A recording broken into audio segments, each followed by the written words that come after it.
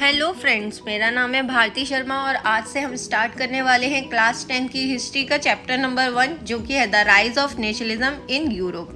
इस चैप्टर में हम देखेंगे कि यूरोप में नेशनलिज्म की फीलिंग कैसे पैदा हुई और कैसे ये जो भावना है देशभक्ति की, इसके फैलने से कैसे यूरोप में नेशन स्टेट बनने लगे। यूरोप में नेशन स्टेट बनने लगे तो उसके बाद पूरे वर्ल्ड में नेशन स्टेट किस तरीके से बनने लगे। तो चैप्टर की शुरुआत होती है इस इमेज के साथ जो कि हम देख रहे हैं। इसको बनाया है एक फ्रेंच आर्टिस्ट है जिनका नाम है फ्रेडरिक सोरियो। क्या नाम है जिनका? Frederick Sorio. इन्होंने इस इमेज को बनाया था 1848 में और इसका नाम जो दिया गया है वो है the dream of world wide democratic and social republics, the pact between nation. इस इमेज में उसने बताया है, बेसिकली उसने 4 इमेजेस प्रिंट किए थे, ठीक है। उनमें से एक ये इमेज है जिसमें उसने इमेजिन किया है कि जब नेशन स्टेट बनेंगे लोग कैसे डिमांड उठाएंगे नेशन स्टेट को, तो कौन कौन से एलिमेंट से उन्होंने रिप्रेजेंट किया है। और सबसे बड़ी बात ये है कि जब उन्होंने ये इमेज बनाई थी, फ्रेडरिक सोरियो ने जब ये इमेज बनाई थी, तब तक नेशन स्टेट होते ही नहीं थे, ना ही पता था कि कौन सी कंट्री का कौन सा फ्लैग होगा। तो ये सबसे बड़ी बात है। तो चलो स्टार्ट करते हैं चैप्टर। तो चैप्टर की शुरुआत होती है इस इमेज के साथ, जैसे कि हम लोग देख रहे हैं। इस चैप्टर में हर चीज़ को दिखाने के लिए ऑब्जेक्ट का यूज़ किया गया है। जैसे यहाँ पे जब हम लोग देख रहे हैं तो ये आप आसमान में किसको देख रहे हैं? आसमान में हम देख रहे हैं भगवान, ठीक है। भगवान क्या दे रहे हैं? जीसस क्राइस्ट हैं, गॉड हैं, सेंट्स हैं, एंजल्स हैं। वो क्या कर रहे हैं? आशीर्वाद दे रहे हैं ऊपर से। और किसको आशीर्वाद दे रहे हैं? वो आशीर्वाद दे रहे हैं इन लोगों को जो किसकी तरफ बढ़ रहे हैं? स्टैचू ऑफ लिबर्टी की तरफ बढ़ रहे हैं। किसकी तरफ बढ़ रहे हैं? स्टैचू ऑफ लिबर्टी की तरफ बढ़ रहे हैं, ठीक है। किसकी तरफ बढ़ रहे हैं? स्टैचू ऑफ लिबर्टी की तरफ बढ़ रहे हैं। जैसे ये जो एक लंबी लाइन हम लोग देख रहे हैं जो किसकी तरफ बढ़ रही है? स्टैचू ऑफ लिबर्टी की तरफ बढ़ रही है। जो जो इस स्टैचू ऑफ लिबर्टी के आगे निकल चुके हैं, ठीक है, जैसे ये जो स्टैचू ऑफ लिबर्टी के आगे निकल चुके हैं, यहाँ से आगे निकल चुके हैं, वो क्या बन चुके हैं? वो नेशन स्टेट बन चुके हैं। जो आगे चले गए हैं वो क्या बन गए हैं? नेशन स्टेट बन गए हैं। और जो अभी तक इसके पास नहीं पहुँचे हैं, जिन्होंने स्टैचू ऑफ लिबर्टी को नहीं क्रॉस किया है, वो अभी तक नेशन स्टेट नहीं बने हैं। क्लियर? ये जो है नेशन स्टेट नहीं बने हैं। जिन्होंने इसको क्रॉस कर दिया है वो क्या बन चुके हैं? नेशन स्टेट बन चुके हैं। क्लियर है? तो यहाँ पे जो स्टैचू ऑफ लिबर्टी को सिंबलाइज किया गया है, यहाँ पे दिखाया गया है कि स्टैचू ऑफ लिबर्टी को किसके लिए दिखाया गया है? जब फ्रेंच रेवोल्यूशन में हमने देखा तो फ्रेंच आर्टिस्ट ने लिबर्टी को दिखाने के लिए क्या है? फीमेल फिगर्स का यूज़ किया था। उसी का एक सिंबल है ये स्टैचू ऑफ लिबर्टी, जिसमें उसने दिखाया कि एक हाथ में क्या है इसके? एक टॉर्च लगा हुआ है। टॉर्च का जो सिंबलाइज है वो है इनलाइटमेंट का। अब इनलाइटमेंट का ये मतलब नहीं है कि यहाँ पे लोग एक लाइन चली आ रही है तो इनको अंधेरे में तो लाइट दिखा रही है। वो क्या एक सिंबलाइजेज है कि आप अभी तक क्या गुलामी का जीवन जी रहे थे, तो आपको क्या है, आप अगर अपने हक के लिए लड़ रहे हैं या नेशन स्टेट के लिए डिमांड कर रहे हैं तो क्या हैं आप? सही रास्ते पे हैं। आपकी सोच क्या है? सही है। दूसरे हाथ में है इनके मैन राइट चार्टर। तो ये सबसे बड़ी बात है कि जब हमने फ्रेंच रेवोल्यूशन में भी देखा था तो वहाँ पे देखा था कि जो राइट्स थे वो सिर्फ किसके पास थे? मैंस के पास थे। वुमेन के पास तो कोई राइट ही नहीं होता। तो यहाँ पे एक हाथ में क्या है? मैन राइट चार्टर कि जो लोग नेशन स्टेट में रहते हैं उनके पास राइट्स होने चाहिए, क्योंकि हम पढ़ चुके हैं कि मोनार्की में तो लोगों के पास कोई राइट नहीं थे। क्लियर? होते थे राइट? नहीं होते थे, ठीक है। तो ये सिंबलाइज क्या है? लिबर्टी ऑफ स्टैचू क्या दिखा रही है? फ्रीडम को दिखा रही है। और ये जो लंबी लाइन चली आ रही है स्टैचू ऑफ लिबर्टी की तरफ, वो इसको क्या कर रहे हैं? इसको होमेज दे रहे हैं। होमेज का मतलब होता है इसको श्रद्धांजलि देते हुए आगे बढ़ रहे हैं। और जो आगे निकल चुके हैं वो नेशन स्टेट बन चुके हैं, और जो अभी यहाँ पे पीछे ही हैं वो अभी प्रोसेस में है नेशन स्टेट के बनने में। क्लियर? चलो तो चैप्टर की शुरुआत करते हैं। तो यहाँ पे लिखा है कि 1848 में Frederic Sorrieu, a French artist, prepared a series of 4 prints visualizing his dream of a world made of made up of democratic social republic as he called them. तो 1848 में फ्रेडरिक सोरियो जो कि एक फ्रेंच आर्टिस्ट थे, उन्होंने 4 images print करी थी। उनमें से एक इमेज ये है जिसमें उन्होंने कल्पना करी है, एक ड्रीम देखा है, और इस इमेज को हम यूटोपिया भी बोलते हैं। ये जो इमेज है इसको क्या बोलते हैं हम? यूटोपिया बोलते हैं। यूटोपिया का मतलब है कि ये क्या है? एक सपना है। क्या है ये? सपना है, क्योंकि तब तक नेशन स्टेट तो नहीं बने थे, नहीं बने थे, ठीक है। तो वो क्या देख रहा है? एक यूटोपिया। यूटोपिया का मतलब है राम राज्य, ठीक है, जो बनना मुश्किल है, मतलब जहाँ पे सारी चीज़ें कैसी होंगी? परफेक्ट होंगी। तो उसने सिंबलाइज किया है इस चीज़ को कि ये क्या है? एक यूटोपिया है। उसने एक सपना देखा है कि जब लोग डिमांड करेंगे नेशन स्टेट की, और जो जो स्टैचू ऑफ लिबर्टी को क्रॉस करते जाएंगे वो नेशन स्टेट बन चुके हैं, और जो नहीं अभी तक, तो वो इन प्रोसेस है। क्लियर? तो ये क्या है इमेज? एक यूटोपिया है। इस इमेज में the first image shows the people of America and Europe. इस इमेज में किन लोगों को दिखाया गया है? यहाँ पे जो बात करी गई है ना, वो बात करी गई है यूरोप और अमेरिका के लोगों की। मतलब यहाँ पे जो लाइन लगा के जो चल रहे हैं वो लोग कौन है? अमेरिका और यूरोप के लोग हैं, ठीक है। तो मैन है, वुमेन है, of all ages and social class. तो वो किसी भी क्लास के हो सकते हैं, किसी भी एज के हो सकते हैं, उन सारे लोगों को यहाँ पे दिखाया गया। तो पर्टिकुलरली यहाँ पे जो बात हो रही है वो यूरोप और अमेरिका के लोगों की बात हो रही है, ठीक है। वो क्या करें? Marching a long train and offering homage to the statue of liberty as they pass by it. और वो क्या कर रहे हैं? होमेज दे रहे हैं, मतलब उसको स्टैचू ऑफ लिबर्टी को क्या दे रहे हैं? श्रद्धांजलि दे रहे हैं, उसकी वंदना करते हुए जा रहे हैं, मतलब पूजा करते हुए, उसको हाथ जोड़ते हुए आगे निकलते जा रहे हैं। और जो उसको क्रॉस कर दिए हैं वो क्या? नेशन स्टेट बन चुके हैं। जो अभी तक नहीं किए हैं वो इन प्रोसेस है, मतलब वो नेशन स्टेट नहीं बने हैं। तो जैसा हमने देखा ही था कि French revolution personified liberty as a female figure. तो जो फ्रेंच रेवोल्यूशन के टाइम पे जो फ्रेंच आर्टिस्ट थे वो लिबर्टी को, मतलब फ्रीडम को किस तरीके से दिखा रहे थे? फीमेल फिगर के थ्रू दिखा रहे थे। तो स्टैचू ऑफ लिबर्टी क्या है? स्टैचू ऑफ लिबर्टी क्या है? स्टैचू ऑफ लिबर्टी भी तो एक फीमेल फिगर ही है, जिसके एक हाथ में क्या है? टॉर्च है, और दूसरे हाथ में मैन राइट चार्टर है। Clear? On the earth of foreground of the image lie the shattered remains of the symbol of absolutist institutions। अब बात आती है कि ये क्या होता है? फोरग्राउंड में बने हुए हैं। तो देखो, दिखते हैं, इमेज पे चलते हैं अपनी पे। इमेज है, बैकग्राउंड का मतलब होता है पीछे, और ये क्या है? आगे। तो ये जो है यहाँ पे, ये जो कचरा आपको दिख रहा है, ठीक है, ये जो कचरा आपको दिख रहा है, ये लोगों के सामने, लिबर्टी ऑफ स्टैचू के सामने, ये क्या है? वेस्टेज ऑफ मोनार्की है। मतलब लोगों ने क्या कर दिया है? मोनार्की को एक तरीके से ध्वंस कर दिया है, और वो कचरा क्या है? ज़मीन पे फैला हुआ है। मतलब मोनार्की ख़त्म हो चुकी है और नेशन स्टेट की डिमांड लोग कर रहे हैं या उसकी तरफ आगे बढ़ रहे हैं। तो ये जो आगे फोरग्राउंड पे जो पड़ा हुआ है, इसी को हम क्या बोल रहे हैं?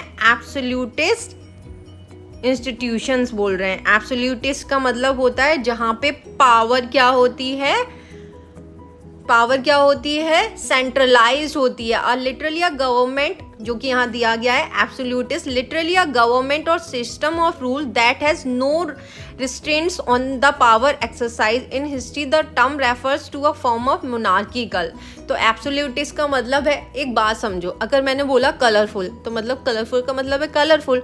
अब मैंने बोला एब्सोल्यूटिस्ट कलरफुल, मतलब भयानक वाला कलरफुल है, मतलब बहुत ज़्यादा कलरफुल है भाई, उस तरीके से, ठीक है। तो मतलब वहाँ पे क्या है? लोगों को रिप्रेस किया जाता था, चाहे मिलिटराइज्ड है, चाहे सेंट्रलाइज्ड है, राजा का शासन है, रानी का शासन है। तो वो क्या है? Absolutist power. लोगों के पास कोई राइट नहीं है, वहाँ पे लोगों को कोई अधिकार नहीं दिए गए, तो वो क्या है? एब्सोल्यूटिस्ट हैं। क्लियर? इन सोरियो यूटोपियन जो उसने बनाया है, यूटोपियन, मैंने बताया था इस इमेज को क्या बोलेंगे? यूटोपियन बोलेंगे। यूटोपियन का मतलब एक सपना जो उसने देखा है। अब यहाँ पे जो लोग हैं, जो लाइन बना के स्टैचू ऑफ लिबर्टी की तरफ बढ़ रहे हैं, तो बेसिकली उनको पहचाना कैसे जा रहा है? उनको पहचाना जा रहा है उनके फ्लैग्स के थ्रू, उनके कॉस्ट्यूम्स के थ्रू उनको पहचाना जा रहा है। ठीक है, हमने कैसे पहचाना कि अभी जर्मनी वहाँ नहीं पहुँचा है, ठीक है, और कौन से देश उसको क्रॉस कर चुके हैं, कौन से देश नेशन स्टेट बन चुके हैं, कब कौन से कंट्री जो है अभी स्टैचू ऑफ लिबर्टी से दूर है, तो उनकी कॉस्ट्यूम से और फ्लैग्स के थ्रू यूटोपियन उसकी जो इमेज है उसमें दर्शाया गया है। क्लियर? यहाँ पे जो देख रहे हैं हम, the procession way past of statue of liberty are the United States. तो 2 कंट्री स्टैचू ऑफ लिबर्टी को क्रॉस कर चुकी हैं, और वो 2 कौन है? यूनाइटेड स्टेट और स्विट्जरलैंड। मतलब 1848 तक 2 कंट्रीज नेशन स्टेट बन चुके थे। अब एक क्वेश्चन आपके लिए है कि यूएसए कब नेशन स्टेट बना था, डेमोक्रेटिक कब बना था, ठीक है, और स्विट्जरलैंड कब बना था? तो ये आपके लिए क्वेश्चन है जो आप करके लाओगे। क्लियर? तो यहाँ पे जो दिखाया गया, स्टैचू ऑफ लिबर्टी को क्रॉस कर चुके हैं 2 कंट्रीज, मतलब 2 कंट्रीज 1848 तक नेशन स्टेट बन चुके थे, जो स्टैचू ऑफ लिबर्टी को क्रॉस कर दिए हैं। वो कौन से हैं? यूएसए और स्विट्जरलैंड। अब बात आती है विच by the time were already nation state, जो उस टाइम पे ऑलरेडी नेशन स्टेट थे। France she is followed by the people of Germany. अब फ्रांस के पीछे किसको देखा जा रहा है? फ्रांस के पीछे देखा जा रहा है जर्मनी को। ठीक है, अब जर्मनी को पहचाना कैसे जा रहा है? Black, red and gold flag के थ्रू पहचाना जा रहा है। तो इमेज पे चलते हैं हम अपनी पे। तो इमेज यहाँ पे ये दिखाया गया है, ठीक है। तो यही फ्रांस के पीछे क्या है? जर्मनी है। जर्मनी को हमने उसके फ्लैग से पहचान लिया है। क्लियर? तो अभी जर्मनी भी नेशन स्टेट नहीं बना था, देख रहे हो, नेशन स्टेट वो नहीं बना था, बट ये प्रोसेस में चल रहा है, तो उसने स्टैचू ऑफ लिबर्टी के पीछे उसको रखा हुआ है। Clear? The German people did not yet exist as a united nation. तो वो नहीं, जर्मनी जब तक यूनाइटेड नेशन नहीं बना था।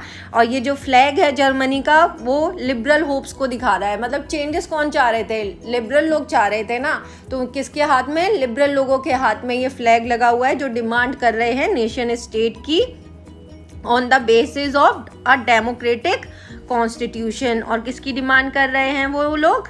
कॉन्स्टिट्यूशनल,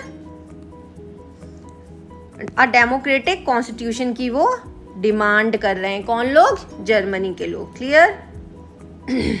जर्मनी के पीछे भी लोग हैं, जर्मनी के लोग पीछे जो फॉलो कर रहे हैं वो कौन कौन है? ऑस्ट्रिया है, किंगडम ऑफ 2 सिसिलीज है, लोम्बार्डी है, पोलैंड है, इंग्लैंड है, आयरलैंड है, हंगरी एंड रशिया है। ये सारे लोग क्या कर रहे हैं? उसको फॉलो कर रहे हैं।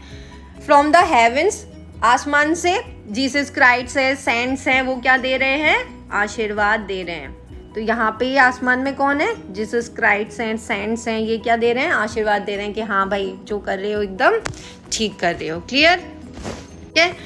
और ये जो आशीर्वाद दे रहे हैं, जीसस क्राइस्ट है, एंजल्स हैं, ये क्या दिखा रहे हैं? फर्टिनिटी को दिखा रहे हैं। Fraternity a symbol of fraternity है। मतलब दुनिया में फ्रेडरिक सोरियो क्या फैलाना चाहता है? भाईचारे को दिखाना चाहता है बाय द दिस इमेज। ठीक है, इतना समझ में आया? Chapter will deal with many of the issue visualized by Sorrieu. तो इस चैप्टर में हम बहुत सारे इश्यूज देखेंगे जो सोरियो ने अपनी इमेजेस में दिखाए हैं। During the 19th century, nationalism emerged as a force which brought about sweeping changes in political and mental world of Europe.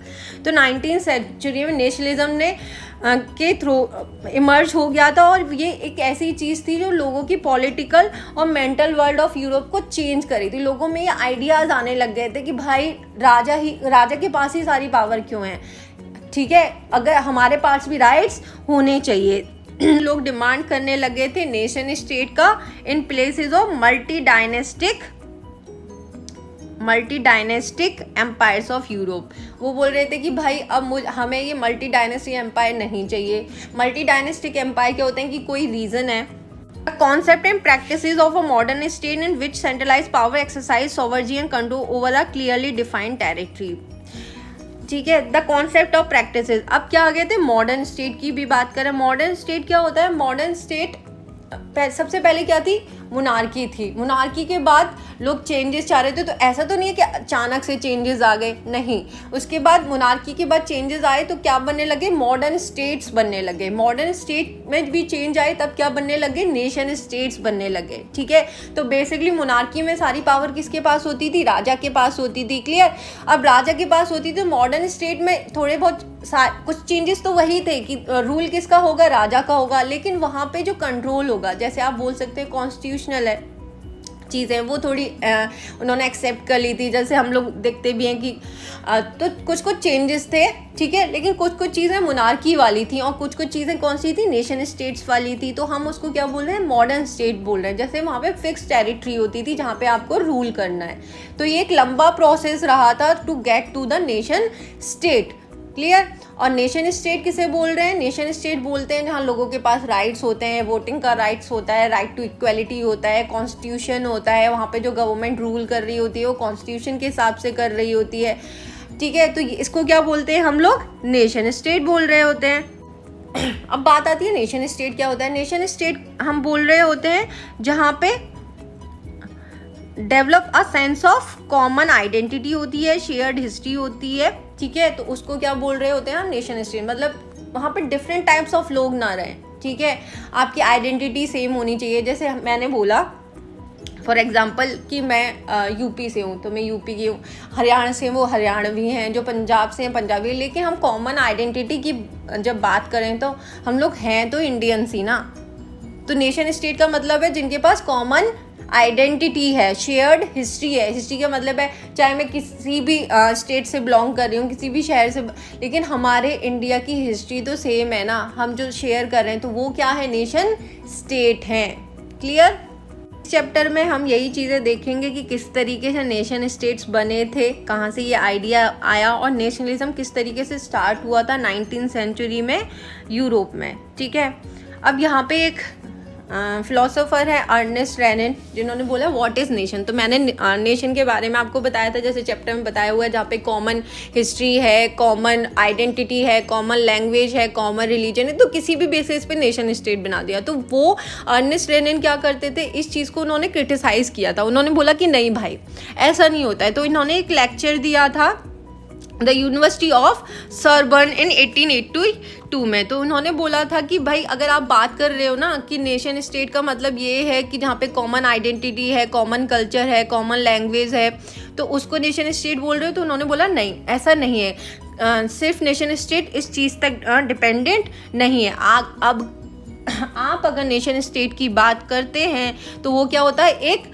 Long past of endeavours, sacrifice and devotion की बात होती है कि ये जो नेशन स्टेट है वो इतना छोटा शब्द नहीं है, वो क्या टॉप मोस्ट पॉइंट है जिसमें स्ट्रगल होती है, डिवोशन होता है for your country, heroic past होता है कि आपके जो लोग थे उन्होंने किस तरीके से लड़ाई लड़ी थी उस आपके रीजन को नेशन स्टेट बनाने के लिए, उनके ग्रेट मैन की स्टोरीज होती हैं, ग्लोरी होती हैं।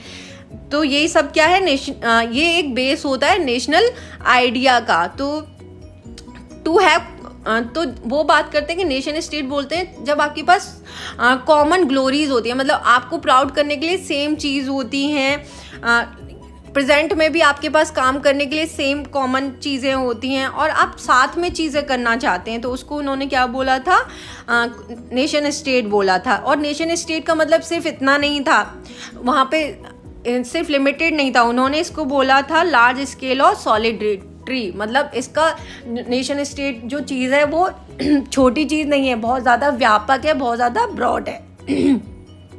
It's existence is a daily plebiscite. और इसका एग्जिस्टेंस किस पे डिपेंड करता है, नेशन स्टेट का पेल्बिसाइट पे। पेल्बिसाइट का मतलब होता है आप कोई भी लॉज बना रहे हो, कोई भी प्रपोजल है आपके पास, तो आप सिटीजन जो वहाँ पे लोग रह रहे हैं उनसे कंसल्ट करेंगे, उनसे वोटिंग डायरेक्ट वोट करवाएंगे कि आप इसको रिजेक्ट करना चाहते हैं या उसको एक्सेप्ट करना चाहते हैं। ठीक है, और उन्होंने ये भी बात बोली थी कि नेशन स्टेट का मतलब सिर्फ इतना नहीं है कि आप अगर बड़ी कंट्री है तो छोटी कंट्री को आप डोमिनेट करेंगे, उन पे कंट्रोल करेंगे अगेंस्ट देयर विल। तो ये नेशन स्टेट नहीं है। नेशन स्टेट का मतलब क्या है, नेशन स्टेट का मतलब है कि आप अच्छी चीज़ें करेंगे जो कि ज़रूरी है। There existence is a guarantee of liberty. Nation state का मतलब है कि ये एक गारंटी होती है कि वहाँ आपको स्वतंत्रता मिलेगी ही मिलेगी, which would be loss if, और ये खो जाएगी अगर पूरी दुनिया पे एक ही लॉ होगा और एक ही रूलर होगा। तो नेशन स्टेट क्या है, उन्होंने इस तरीके से एलेबोरेट किया था। तो यहाँ पे पेल्बिसाइड के बारे में बताया गया है, एक डायरेक्ट वोट का होता है जब भी किसी प्रपोजल को आपको एक्सेप्ट या रिजेक्ट करना होता है। तो मिलते हैं नेक्स्ट पार्ट 2 में और स्टार्ट करेंगे the French revolution and the idea of the nation. तो अगर आपको मेरी वीडियो अच्छी लगी है तो प्लीज़ लाइक एंड सब्सक्राइब।